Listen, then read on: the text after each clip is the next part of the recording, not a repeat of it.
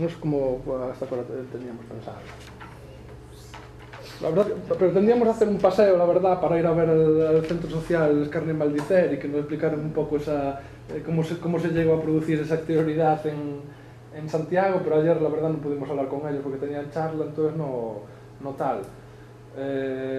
Nosotros así como actividad, la verdad es que habíamos pensado en trabajar sobre espacios de juego de nuestra infancia, bueno, de nuestra infancia o de nuestra adolescencia, ¿no? Porque muchos hemos jugado en descampados, o en montes, o muchos sitios, y nos gustaba que intentáramos pensar todo sobre las cualidades materiales de esos sitios, ¿no? Sobre cuál es la relación, tanto desde el punto de vista de la exterioridad como desde la degradación, ¿no? ¿Cuáles eran las cualidades materiales de los sitios donde jugamos ahora, en contraposición a cuáles son donde juegan los chavales ahora, ¿no? Que por supuesto es un sitio militarizado, higienizado, controlado, etcétera, etcétera, ¿no? Pero bueno, no sé si tenemos tiempo o no, y después si hay preguntas o no, que tampoco lo dije, o comentarios, lo que queráis, darle duro, disparar, vamos.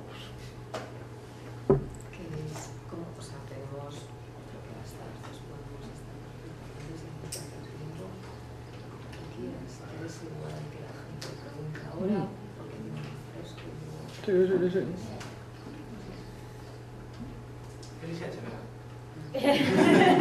No, preguntar o sea, se lo ahora. dije a él para que le Sí, preguntarlo, quien quiera comentar. Claro, pues yo quería comentar, porque también, para ver, vamos, pues me parece una maravilla y muy interesante, vamos, que para presentar. Y, claro, un poco en torno a esa exterioridad y esa consideración de exterioridad, como también entendo que vai sendo cambiante, ¿no? E un pequeño así concepto que fixéramos que era como as áreas de servicio espacios sexuales, ¿no? Que era como tamén esos espacios que están aí, que tamén están no exterior, que na maioría dos sitios, ¿no? Pues estaban pues, esas áreas de servicio que están fora desos centros no exterior, e como tamén, de alguma maneira, tamén estaban relacionados, se podría relacionar con esa exterioridade tamén das relacións sexuais, ¿no? Da relación, ¿no? Que eran esos outros espacios que se permitían de alguma maneira, pero nese exterior, como esa relación tamén era desa exterioridade, ¿no? E como agora, de alguma maneira, tamén cae un desuso, porque xa están nesa centralidade, estas accións sexuais, ¿no? Entón, como tamén, pero bueno, aparte tamén co cambio digital, ¿no? Tamén, ¿no? Entón, era claro, un pouco desa maneira de como esa exterioridade vai cambiando tamén en función desas necesidades que temos, ¿no? Como se hackean os espacios de determinados momentos porque hai unhas necesidades, e logo non porque temos outras, ¿no? Que cubren as outras necesidades que teníamos, ¿no? Que temos que inventar, ¿no? Eso, el tema de las áreas de servicio, por supuesto, es un tema que nos flipa, vamos, ya no solo por los trapis que puedan hacer los políticos en el área de servicio de Lugo Coruña, por ejemplo, pues el trapi del Blanco y tal, pero por ejemplo en el área de descanso de Betanzos, de Coirós, el sitio de cruising tal, que es un sitio que cumple exterioridad, pero a la vez, si en términos gallegos, es como el punto franco donde se une la P9 con la A6, o sea, un sitio de máxima accesibilidad total y a la vez exterioridad, o sea, es un sitio que cumple un mogollón de cosas. A su vez dentro del propio sitio tienen que generarse su exterioridad, porque el área de la áreas de descanso es una interioridad en el sentido de que todo el mundo pasa y cualquier familia puede parar ahí a tomarse algo. Entonces, ¿la exterioridad cuál es? Debajo del puente que une tal, o los montes de alrededor, tío. Entonces, ese sitio es alucinante, claro. Sí. Y lo que decías tú de los cambios, desde luego, cuando hacíamos esa lista, por ejemplo, de los colectivos perseguidos a lo largo de la historia, claro, eso ha cambiado infinito, tío. Seguro que cada uno tenía sus necesidades diferentes. Por eso hay que estar tan atento siempre a quién es ahora el perseguido. Quiero decir, eso, no sé, intentábamos ver qué pasa con los musulmanes donde hacen sus mezquitas en casas ahora, ¿no? En Lavapiés, pues que hay alguna mezquita que está dentro de algo de casas, quiero decir, que sí que tienen esa cuestión de la exterioridad dentro de la interioridad total que es el hogar, etcétera, etcétera, no sé, un tema brutal, sí. Entón, me parece moi interesante, a verdade, alédome moito que estedes traballando estas cousas, porque a mí flipanme moito os marxes, as periferias e tal, e me encanta que haxa alguén traballando así de maneira sistemática o tema. Pareceme moi interesante, algo que comentabades, que tamén está relacionado co texto que sacou Fran o primeiro día, non? que esta idea de que é nesa periferia, nesas marxes, onde se dan os espazos de liberdade, onde está todo ese potencial realmente de xerar os comuns. Pero ao mesmo tempo, iso que tamén comentabades, que tamén parece fundamental, que ver ata que punto iso son tamén espitas de seguridade, válvulas de seguridade, que fai que iso fique relegado aí. Entón, claro, a cuestión é, penso eu, pensarmos as periferías, os espazos de liberdade, alén do espacial, neste caso centrado moito no que é esas periferias espaciais, eses lugares que deixa de alguma maneira o sistema e que reapropiamos, pero non podemos ficar únicamente nesa idea de que só ese espazo xeográfico son eses lugares de liberdade, que dentro da nosa propia produción de persoas, de colectivos, temos que buscar espazos de liberdade que sexan que non fiquen restringidos a iso que nos deixa, que hai que buscar espazos de liberdade conceptual, espazos de liberdade virtual, que tamén poden xerar ese ámbito, non? O sea, esa potencialidade, porque penso que se non corremos ese risco de ficar restringidos aí na beira. E logo gustoume moito tamén que comentastes dos xogos, que é algo que tamén lle teño dado as súas voltas, que tamén parece o xogo como unha periferia do capitalismo, como algo non productivo que se practica por persoas periféricas, como son as crianzas, que realmente non están aí e realmente molestan, e precisamente os espazos de xogo é algo que tamén teño pensado moito e como ten evoluído, porque é algo fascinante e algo moito tamén de que traballades por ese ámbito.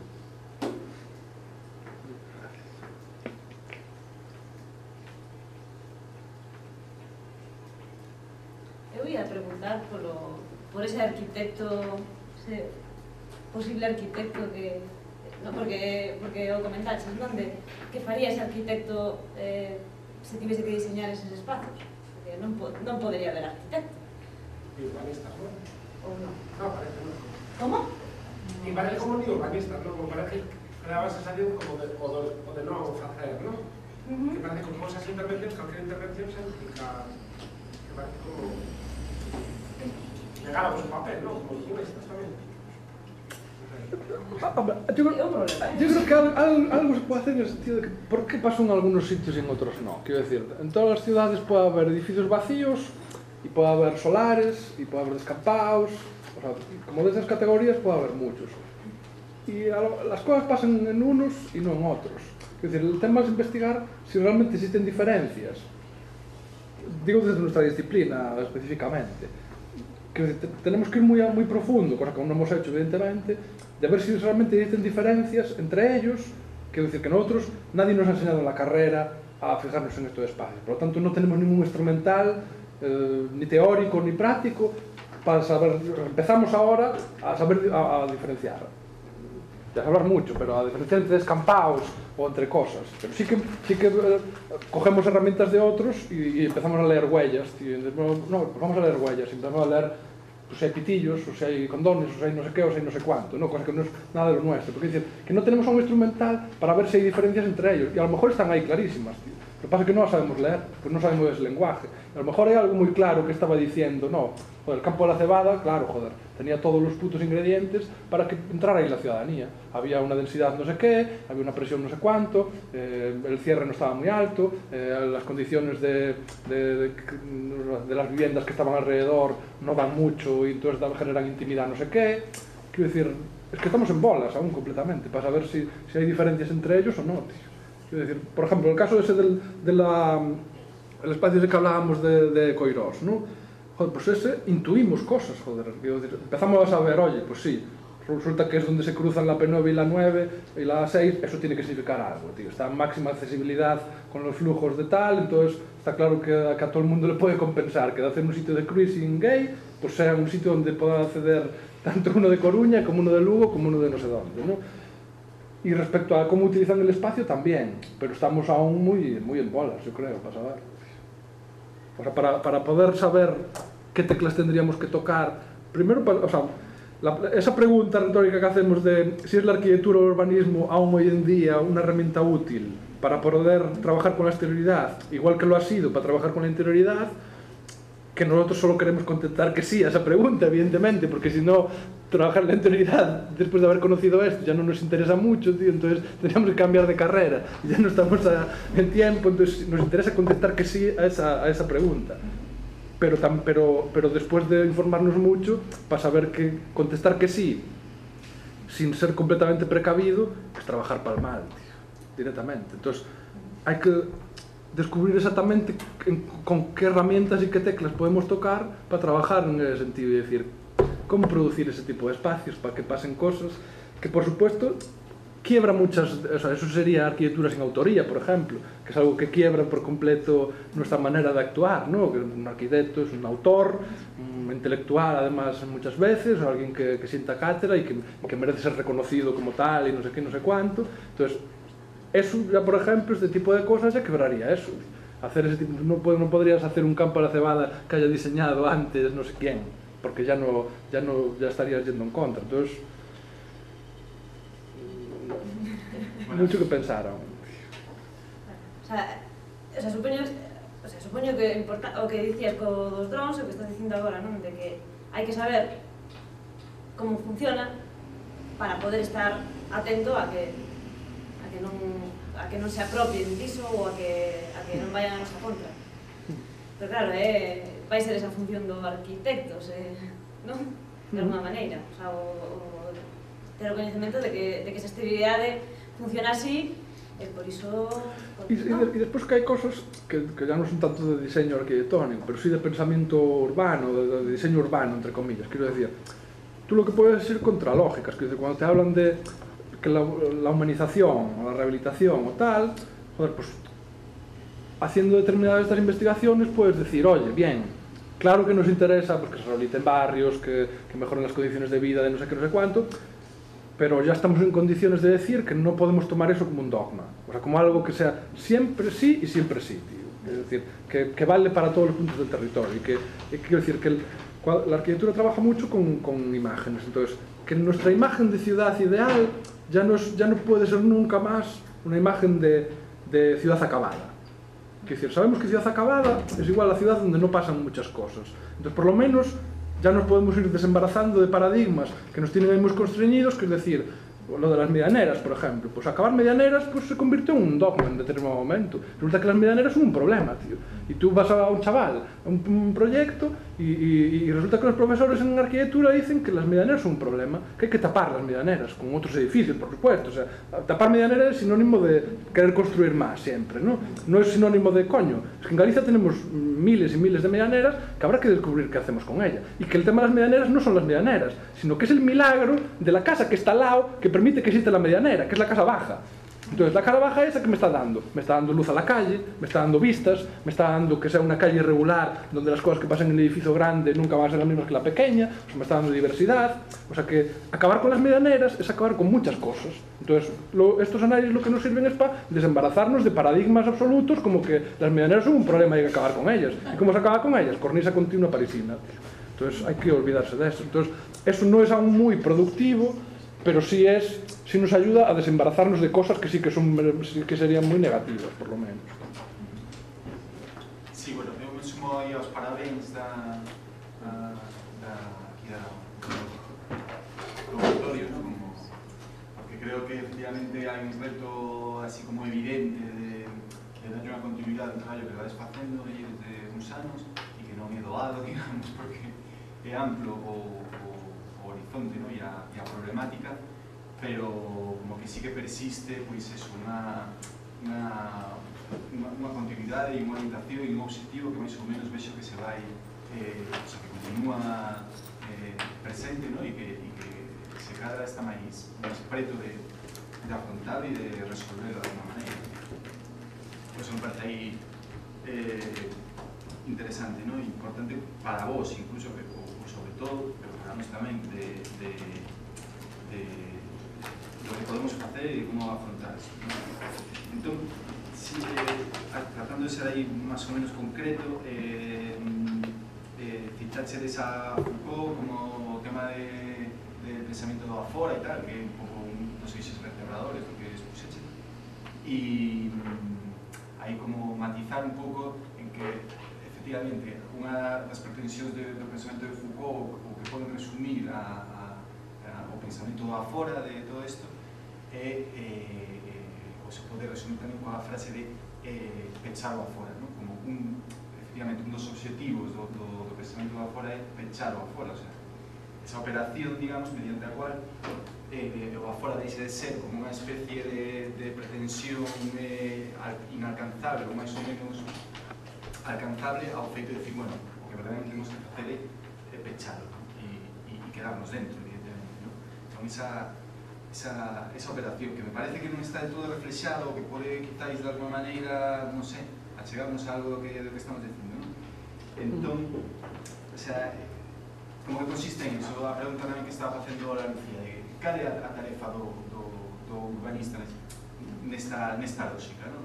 Como detectar ou crear esas exterioridades? Bueno, mellor as exterioridades están, o que fai falta é precisamente detectalas e cercalas, ¿no? O sea, cercalas, evidentemente non se trata de ponerles unha valla, sino que isto sería un pouco como a conclusión, digamos, ou un pouco a proposta ou a... decir, non sei, efectivamente, o que temos que facer é detectar esas exterioridades, o sea, saber leelas, saber en que nivel, en que capa están acontecendo, poden ser varias ou poden ser transversais, pero sigue contento en unha serie pues, de que eso que leer, digamos, o sea, saber leer esas exterioridades e darlles unha fechadura que vería sendo quizás en términos de aplicación, creo.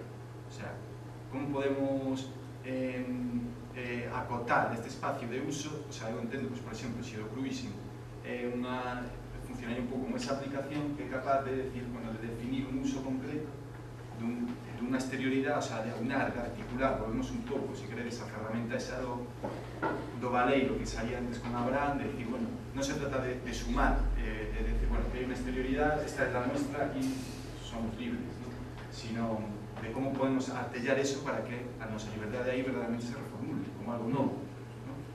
Que non sexa simplemente un que nos deixen facer. Eu creo que eso ven dado en termos de aplicación, o sea, recibe un pouco, si queredes, da tecno, o sea, como de app, o sea, como decir, como nos podemos apropiar de este residuo que estamos detectando, como podemos aunar e articular unha aplicación que sexa común, neste caso, a unha serie de usuarios, e decir, bueno, pues esto verdadeiramente nos permite apropiarnos destos espacios, ¿no? Porque con ellos, o sea, ¿no? Porque nos permite operar de unha maneira nova e producir ou entendernos de unha maneira nova. Entón, eu incidiría nese aspecto de pechar, o sea, de articular mediante dispositivos que non son vallas, evidentemente, non se trata de decir, bueno, pues vamos a poner vallas a este descampado, sino vamos a articularlo, vamos a... ¿Me explico?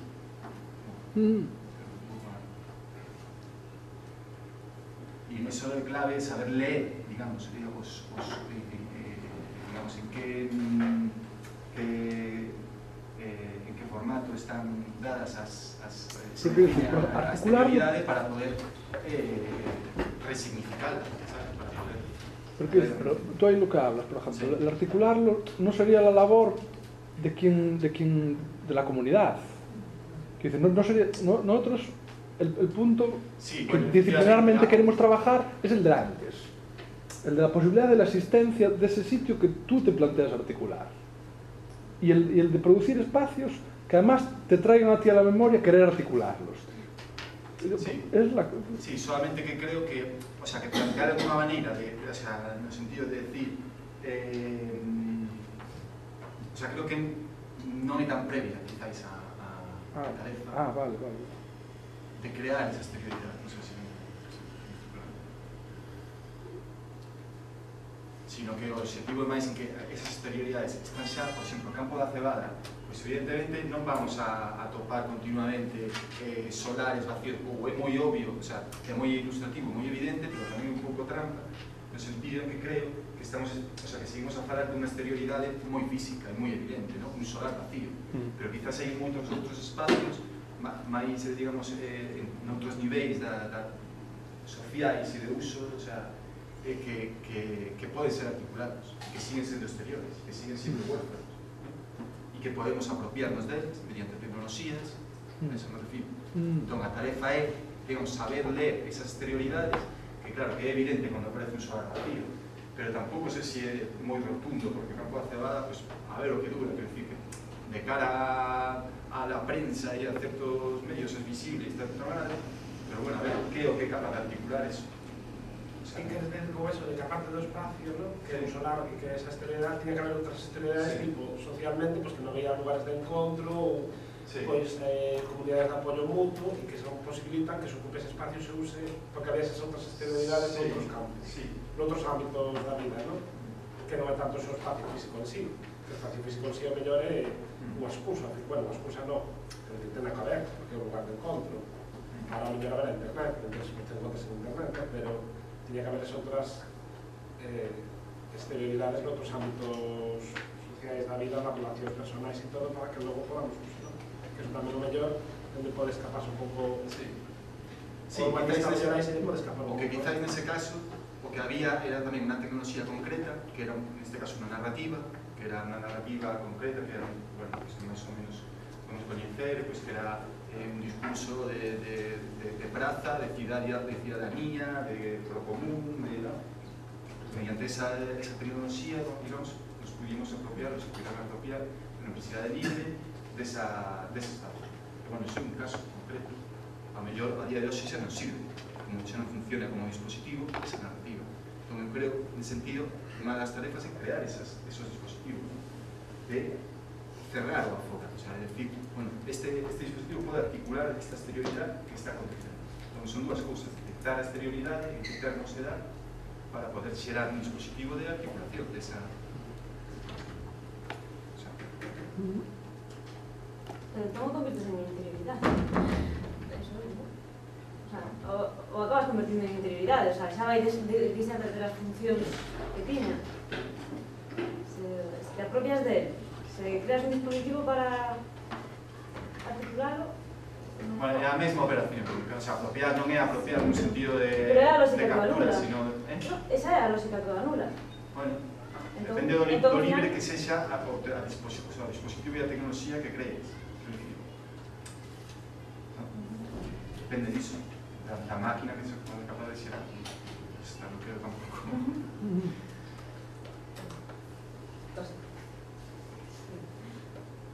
Cando falabas antes do tema da apropiación do capital deste tipo de iniciativas, estudialas, leva un ritmo, e está claro que o capital moitas veces leva un ritmo que é moito maior, pero que moitas veces vai incluso da renegradación. Tanto no campo da investigación para poder actuar, porque entendo que o fin de todo isto é poder facer, ter ferramentas para poder producir un xeito anónimo, tipo de movidas, como no tema estético, por exemplo, dos pales, como se, hasta que punto a autenticidade ou a exterioridade, que entendo que son equivalentes, e tanto máis auténtico, máis exterior, queda completamente pervertida en canto se asume unha estética ou en canto, digamos, aparecen iniciativas técnicas ou académicas que falan e dan nesa mesma línea. Por exemplo, o tema do palés, hoxe en día podemos ver unha estética de palés no tema do Obama, incluso de Rajoy, e só se tes un ollo moi fino e ves un palé degradado e daste conta de que un palé auténtico ou ves un palé comprado, es profeso para ese acto, te podes dar conta diferente, ¿no? Entonces, ¿cómo podemos ver esa movida de hasta qué punto perdemos hasta qué punto a exterioridade ten que estar, digamos que ten unha necesidade brutal de estar intentando tanto éticas como estéticas? Están pasando en ese... Ya, o sea, yo supongo que nos haremos el ojo, tío. Quiero decir, igual que para lo de los renders, ¿sabes? Nuestro ojo no está preparado para hay renders que hoy en día nos la cuelan, tío. No tenemos, o sea, va mucho más rápido el avance tecnológico que nuestra capacidad del ojo para percibir las diferencias entre un render y una fotografía. O por ejemplo, cuando ponía películas a los chavales de clase, y por ejemplo un momento me decían que el Blade Runner, ¿sabes? Gente de hoy en día 20 años que no se la creían porque no porque les parecía como lo que nos parecía a nosotros las películas de los años 70, tío, en plan, nos parecía que eso eran unos efectos especiales de puta mierda que no nos hacían sentir ninguna implicación con la película, tío. Entonces, quiero decir, el ojo va a otro ritmo. Yo creo que con eso pasará. O sea, el caso de los paleses es un caso clásico. O sea, llegará un momento en el que todo el mundo podrá leer, irá por ahí y verá, eso es un palé de verdad o es uno de mentira. O sea, me la están colando o no me la están colando. Quiero pensar que eso es como cualquier otra cosa, pues será el ojo, tío, el que iremos sabiendo, tío. Pero claro, eso de la pregradación es que pone ahí un tema, o sea, en el caso ese que poníamos, que es que no hay ojo que lo pueda saber, tío, si es verdad o es mentira, tío. Incluso no hay manera casi de saber si es verdad o es mentira, porque es lo que decía yo. Ese año, mientras los grafiteros están ahí, tío, ¿qué hay de verdad y qué hay de mentira en eso? Porque para ellos es verdad. Para lo único que es mentira es para el que sabe que después va a construir ahí unas oficinas y venderlas más caras aún porque tienen realidad dentro, que es la de los grafiteros, tío. Entonces... Ya, pero ¿cómo se sentirían esos grafiteros? Mal, joder, esos grafiteros tienen que sentirse muy jodidos, tío. Es mentira. Claro, para ellos es mentira, tío, claro que sí. Pero hay una cosa, bueno, la voy a y para opinar que hay una cosa, pensar el proceso de vida de las cosas, ¿no? Sí, es verdad, pero esto que comentaba Xermán, que también estoy muy de acuerdo de buscar, además de exterioridad, o sea, el tema de otros medios, no se llaman así, porque tampoco pensar lo digital, las nuevas tecnologías, esas otras herramientas que permiten traballar en los bordes, pero dentro de cruceiros, solamente de lo claro urbano ou espacial, ¿no? Aí neste caso do visionario, penso que eles directamente é real para eles. Nós somos aquí, pues, os que ocupamos o espazo nese ano, o que se sea. Pero se nos registramos esos procesos con todos estes medios, esta realidade é palpable, pero ata logramos crear, se de alguna maneira, e está para mí a resiliencia tamén, ¿no? de pensar que si realmente, en la que nosotros saibamos que logo estes grandes piratas van a construir aí un edificio y todo esto estaba premeditado porque se nos vecinos, a nosa realidade non, o sea, podemos ter as herramientas, hoxe en día as temos, non? Así como podes facer un dron, que lo coñeces para poder, non sei se frear, porque non é o mellor era o noso objetivo neste momento, porque non o sabemos, vale? Estamos actuando de unha maneira natural, que penso que esos son os comuns para mí, o sea, a outra cuestión que non me quero liar aí, non sei se se entende, pero penso que a cousa va por aí, o que dixes ao final, pensar o proceso de la vida das cosas non solamente pensar, visibilizar, registrar. Eu penso un pouco como a miña profesión, que é a conservación de bienes culturais, que ademais está super enfocada na cuestión do micro, dos obxectos, isto ten moito que ver cas réplicas tamén, ¿no? O sea, o rollo dos renders, es que cando non sabes distinguir, nas obras de arte fan ser réplicas que realmente son indistinguibles, ¿no? Pero logo hai miles de técnicas, de procesos que te permiten distinguir cal é a obra real que fixo un artista X, non, as dúas son reais, porque non sirve, para mí sirve perfectamente, para mí o feito de repintar santos non é algo que como poño grito no cero, que é algo que estou totalmente de acordo, unha cuestión que, como a que pasou con o CEO, estamos falando de algo que podemos pensar eso, de obxetos, porque finalmente para mí nos espazos materias dos que os faláis casi a mesmo, son escalas diferentes, temos o xético claro. Eu personalmente, con vos, que vos sei como que vos teño, aprendo mogollón, porque para mí, medio desa escala micro, trato tamén de abarcar, por eso penso que a figura dun humanista na esterilidade é fundamental. Pero tamén creo que ir, non perder, non escaparnos somente da interioridade, sino que finalmente temos que estar neses bordes, pero tamén interiormente, non? O sea, non meter medo a si isto se pecha e se convierte na interioridade, non pasa nada, se non volver a abrir, o sea, non teño nada claro, que a cuestión que me parece brutal e que creo que realmente peches con esta cuestión de plantearnos esa cuestión da reinvención dos comuns, que sea ahora tamén, o sea, pensar nisto, non lo digo solo porque non o podamos todo, de que realmente queda un paso máis a dar, está a pasar por estas cuestións.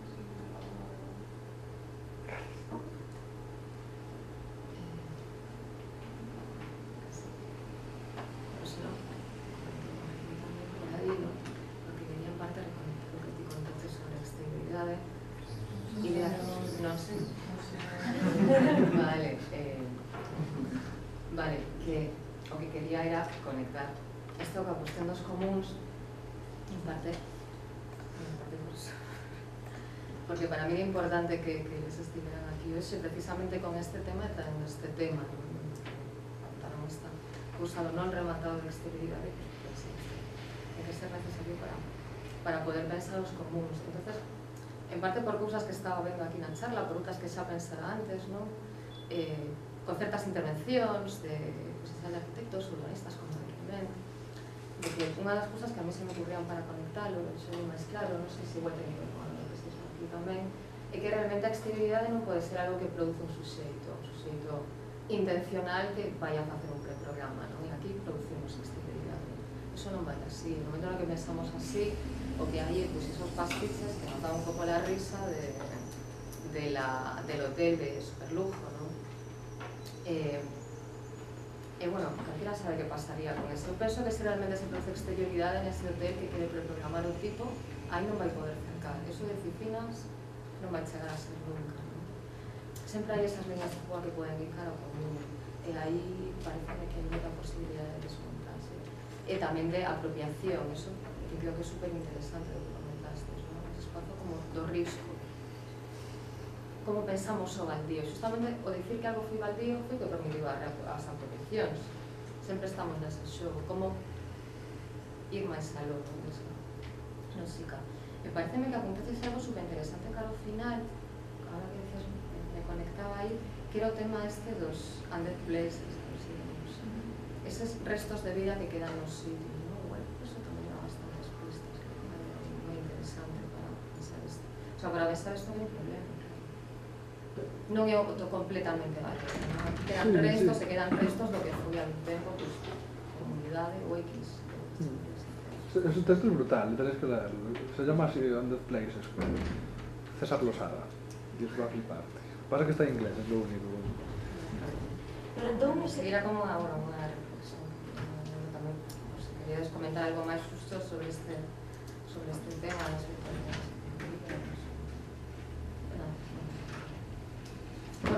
Por vamos, por buscar o común aí, non? Que parece que está aí. Sí, tamén. Bueno, a mí iba a empezar iso, o sea, eso de se mantén de alguna maneira a vida, aí, o sea, o espazo está relacionado con unha vida que depende dese espazo. Sí, que desborda o programado e o preprogramado, pero ao ver aí ese resto. Claro, o sea, temos que aí esa vida, por ser tan mínima, cortocircuita la idea, quiero decir que pensemos en cualquier lugar, ¿no? Un pueblo, tío, o lo intentamos atribuir una cuestión idílica de pueblo maravilloso en el medio de la nada, no sé qué, dedicado a la agricultura a todo el mundo, tal. O la otra opción mítica es la de pueblo abandonado, todo por hacer, tal, eso, retomado ya por la naturaleza, no sé qué. Cualquiera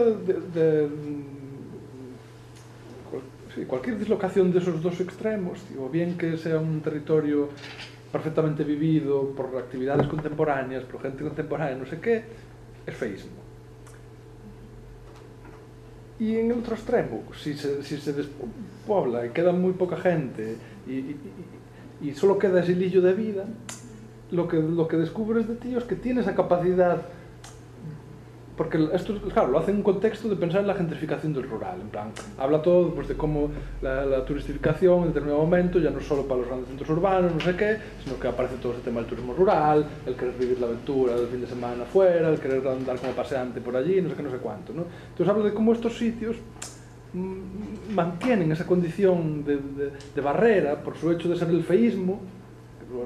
Intenta tomar el feísmo, es lo que interpreto yo, vamos, tomar el feísmo como barrera ante esa clase de usos que lo único que van a hacer es homogeneizar a esos espacios. Entonces, lo que se da cuenta es de que en esos sitios, ese hilo de vida, que en principio parecería que debería acercar más las cosas a, oye, hay vida, pues es más fácil que otra vida vaya allí, en realidad está haciendo todo lo contrario, que es mantener un pozo de vida y por lo tanto de suciedad, de algo que non tenía que estar allí, de un coche que non tenía que estar allí porque me fastidia el paisaje, ou unha actividade productiva que non tenía que estar allí porque me fastidia mi fin de semana, que non vengo a ver actividades urbanas, quiero ver rural e quiero ver no sé qué. O sea, jode de alguna manera la capitalización de ese espacio, como él está trabajando en el texto que se llama la gentrificación del rural. Igual tamén porque, bueno, esto quería comentarlo, máis comentaremos a tarde, no por dar chapa. Igual tamén porque hai un problema se pensamos interior e exterior en termos dicotómicos. Hai unha figura topolóxica que utilizaba Lacan para pensar o suxeito, que é a cinta de Moebius. Tamén adiantaba a idea de extimidade, non? É que isto non vai así, isto non o hacen de toda moeda. Que casi nos come. No, en vivo, nada, decía que había aquí que igual había un problema tamén se pensábamos exterioridade e intimidade para mí como termos dicotómicos. Que planteaba unha figura topolóxica que la utiliza en términos analista, en un momento para pensar os suxeitos, a figura da cinta de Moebius, unha cousa puramente matemática, e adiantan a idea de extimidade. Claro, é moi significativo, estaba para a licenciada antes, non? Justamente as especies de superexterioridade son os lugares onde se vai a producir encontros sexuais ou sexo no mercado tamén, porque non estás en esos lugares. Hostia, o que parece que como máis íntimo, así, entre moitas aspas, que se descubre que non é, non? Vai a estes lugares de exterioridade. Igual que tamén aí, como pensamos, esta topoloxía, non sei, por ese lado. Sempre me parece unha figura interesante. ¿Cómo era lo que dijiste antes? Que la exterioridad no la puede generar el sujeto. Sí, ti queres pegar un rollo e aí non vai surdir. En tal caso, terá que ser algo aberto común, que eso, desde logo, é o máis contrario a aquí chego e preprograma. Eso, aí creo que de alguma maneira, porque se está tamén pasando con esa visión cientificista e positivista, o mellor que esa línea de como de ese descartes, ¿no? De esa racionalidade e un pouco nesa línea tamén intento ver máis ou menos ese urbanismo, ¿no? Racional, máis particulado, ¿no? E na unha maneira ahora de entender tamén a ciencia, as ciencias sociais, as experimentais, etc. Non esa idea de esos dioses que se sustituyen toda esa cuestión racional, entonces de alguma maneira se están eliminando tamén todos esos coñecementos que foron subalternizados ou eso que non foi productivo, tamén en aras desa idea de progreso, ¿no? Todo un pouco esa relación, ¿no? E entón, eu creo que tamén, como o fismo, un claro exemplo, ¿no? Porque tamén debe desconstruirse tamén en función desos saberes tamén máis locais, os saberes situados.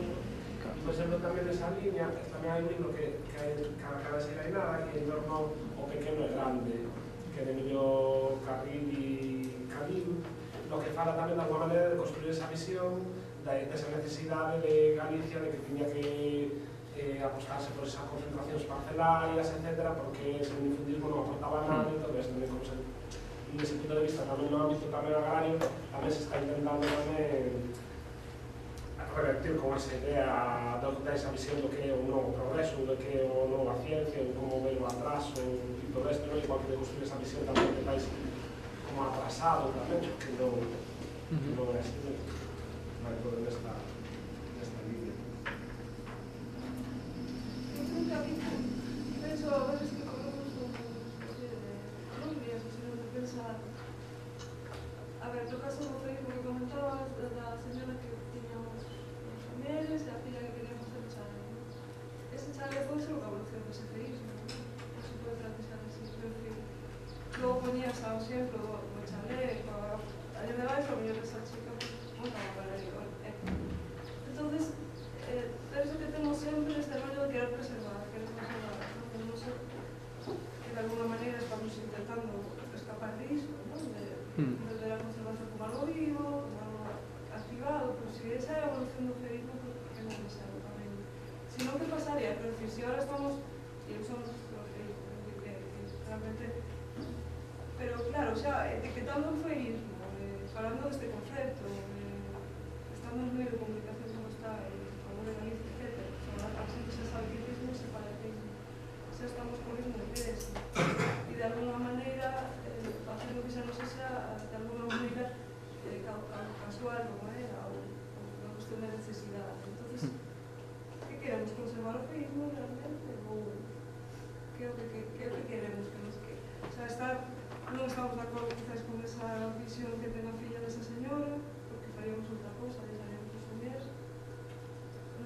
Yo creo que conservar el feísmo no, conservar las lógicas que hay detrás. Quiero decir, las lógicas del reciclaje, las lógicas del incrementalismo. Quiero decir, lo del incrementalismo, por ejemplo, quiero decir, las viviendas que se van haciendo poco a poco. Quiero decir, a nosotros nos parece delirante, como técnicos, que en determinado momento se haya llegado al consenso de que las cosas tienen que tener un principio y un final. Eso es una lógica de abogados. O sea, que no tiene nada que ver con el territorio, ni con la arquitectura, ni con nada. Simplemente en un momento se decidió que tiene que haber un técnico al principio, que haga una obra, que la firme, que firme un final de obra y que tú puedas entrar a habitarla y empezar a pagar unos impuestos, etcétera, etcétera. Y eso es todo por cuestiones burocráticas, pero no hay ningún sentido en esa lógica. Es decir, ¿qué es lo que pasa? Que en cuanto empiezas a ver cuál es el mayor pecado que tienen las viviendas que se van haciendo poco a poco, que no tienen deuda, tío. No participan de la cultura de la deuda, tío. Son viviendas que están al margen de esa historia. Entonces tú dices, hostia, ¿y no tendrá algo que ver que se quiera ir justo en todo el territorio? Justo contra lo que se quiere ir es contra aquello que no participa de la cultura bancaria contemporánea. Es un poco raro esa casualidad, ¿no? Entonces dices tú, coño, es que lo natural es así, joder. Que las cosas vayan creciendo poco a poco y tal. Solo que en determinado momento alguien decidió que no, que en la ley las cosas tienen que tener un principio y un final, tío. Entonces, a mí lo que me interesa es pensar en esas lógicas y conservar esas lógicas y poder tener argumentos para luchar contra quien diga lo contrario, vamos. No conservar cada uno de los objetos que han producido esas lógicas.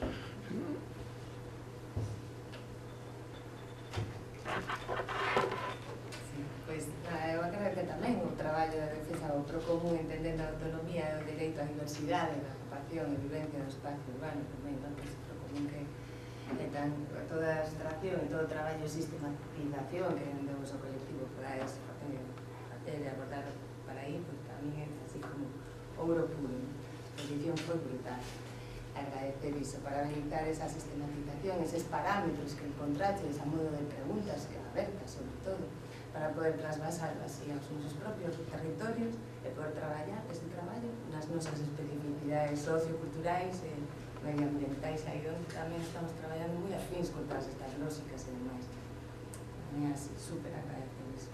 E tamén así colocar un pouco o compromiso de ampliar e retroalimentar pois dende esa nosa realidade, o espazo, a actividade no mellor aí este proxecto, porque claro, abre parámetros que logo na hora de, non sei, de super explicarles mellor, pois na hora da retroalimentación, da implementación de como se vive iso nas localidades, os sentará ben e a nos tamén. Só apuntar unha cousa, así facéndose trasvase todas esas lógicas no meu propio territorio de realidade local, me faltou un pouco un outro concepto que soltaches muitísimos, apuntei todos como parámetros para preguntarnos no impacto, pero un que vivimos ali, que é o que máis vivimos, que é o concepto de a vergoña do desuso incluso do privado máis que do público, sabes? Que está justificando ali no meu territorio sur casi máis o servicio do común, máis nun desuso do privado que o desuso do descampado da administración pública. Por exemplo, no meu municipio o Concello de Nigrán non ten propiedade pública, por exemplo, ten pouquísima, casi toda privada.